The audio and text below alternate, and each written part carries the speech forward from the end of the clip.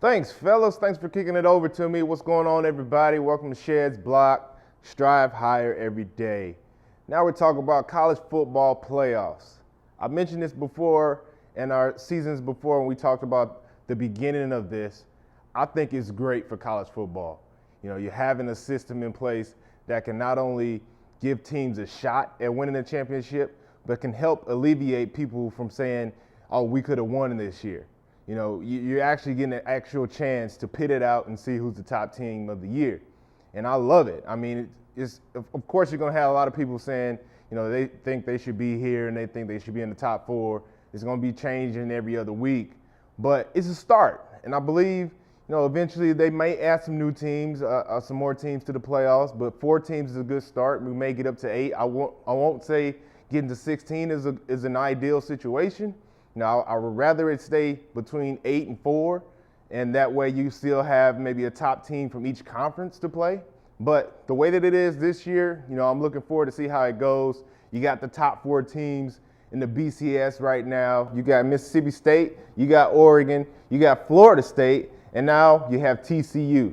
I think that order is a little, you know, messed up, like you guys mentioned. Florida State is getting a little disrespected right now. Now, they won a national championship, and they're still undefeated. So I don't even think they should be number 2. I think they should still be number 1. But it's the SEC, and Mississippi State is undefeated. However, I do believe that Mississippi State is going to end up with a loss by the end of this year. They got Auburn next and Ole Miss at the end of the year. That's a tough road. And shout out to Oregon. No, actually, shout out to Kalen Clay out in Utah, who made the momentum play of the week by dropping that ball right before he scored a touchdown. They could have been up 14-0 Utah against Oregon. But because he dropped that, Oregon got a touchdown, and next thing you know, the floodgates were open. End of the score was 51-27. I mean, who's to say they would have won anyway, but the momentum shift was major right there. I mean, not to throw fire on the flame for you guys, but God, man, you can't be doing stuff like that, especially because you're from the knucklehead school of where Deshaun Jackson went. You should have learned from him from doing that in high school, college, and the pro level, not to do that again. But you see what happens. Oregon's up there at number 2, but I do believe they're going to run into some situation where they're going to have to play Arizona State.